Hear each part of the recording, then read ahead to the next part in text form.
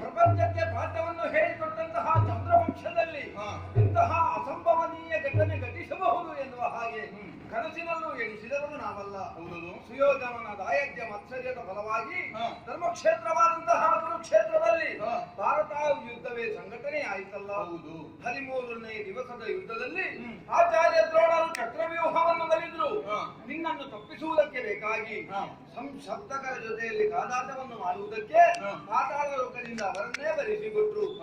ಅವರನ್ನೇನೋ ಯುದ್ಧದಲ್ಲಿ ಗೆದ್ದೆ, ಆದ್ರೆ ಕೊಲ್ಲುವುದಕ್ಕೆ ನಿನ್ನಿಂದ ಆಗಲಿಲ್ಲ.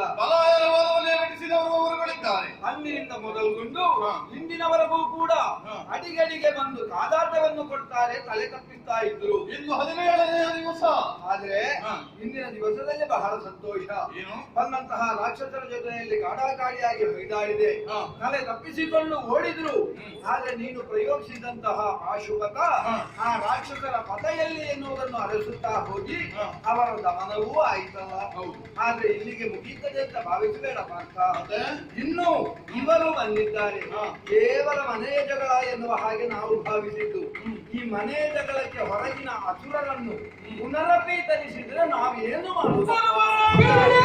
ಮಾತನ್ನು ಸತ್ಯಪಡಿಸುವುದಕ್ಕೆ ಹುಟ್ಟಿಕೊಂಡವ ನೀನು ಎನ್ನುವುದರಲ್ಲಿ ಅನುಮಾನ ಇಲ್ಲ. ಆದ್ರೆ ನಿನಗಿದ್ದಂತಹ ಬಿರುದು ಸವ್ಯಸಾಚಿ ಎನ್ನುವ ಹಾಗೆ ಆ ಸವ್ಯಸಾಚಿ ಎನ್ನುವ ಬಿರುದಿನ ನೆನಪಿನಲ್ಲಿ ಯಾರು ಬರ್ತಾರೆ